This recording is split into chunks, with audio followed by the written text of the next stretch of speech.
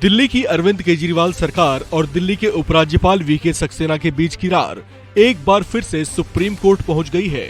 दिल्ली सरकार ने chief justice of India D Y Chandrachud से शिकायत की है कि दिल्ली के प्रशासनिक अधिकारी उनकी बात नहीं सुनते।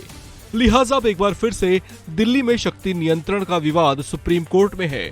हालांकि अब की बार अरविंद केजरीवाल की सीधी तकरार एलजी सक्सेना से तो नहीं है, लेकिन दिल्ली के उन प्रशासनिक अधिकारियों से है जो दिल्ली के उपराज्यपाल का कहना ज्यादा सुनते हैं। सीजीआई डीवाई चंद्रचूड़ के सामने दिल्ली की आम आदमी पार्टी सरकार ने आरोप लगाया कि अधिकारी आदेशों का पालन नहीं करते हैं। लिहाजा उन्होंने दिल्ली में वरिष्ठ अधिकारियों के ट्रांसफर और पोस्टिंग संबंधी मामलों में अधिकार उपराज्यपाल को दिए जाने से जुड़े विवादित कानून पर सुप्रीम कोर्ट से तत्काल सुनवाई करने का निवेदन किया।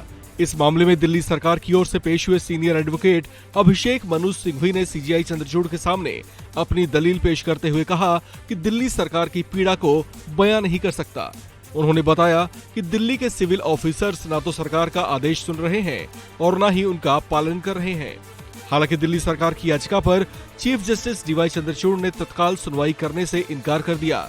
दरअसल दिल्ली सरकार ने सुप्रीम कोर्ट में सेवाओं के नियंत्रण पर संसद द्वारा लाए गए कानून की संवैधानिकता को चुनौती दी है, जिस पर सुप्रीम कोर्ट ने इसे तुरंत सूचीबद्ध करने का निर्देश देने से इनकार किया है।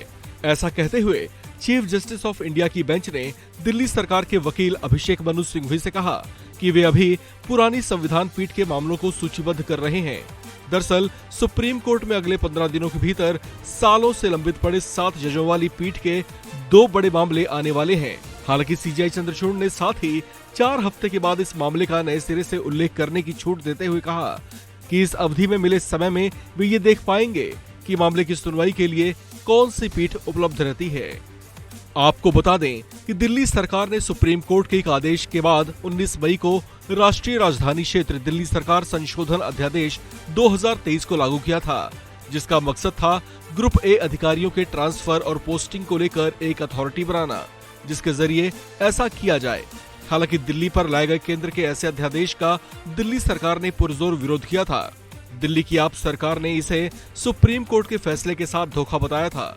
आपको बता दें कि दिल्ली सरकार और दिल्ली के उपराज्यपाल के बीच शक्तियों को लेकर एक मामले पर फैसला सुनाते हुए सुप्रीम कोर्ट ने दिल्ली में पुलिस, सार्वजनिक व्यवस्था और भूमि को छोड़कर सेवाओं का नियंत्रण चुनी गई दिल्ली सरकार को सौंपने का आदेश दिया था।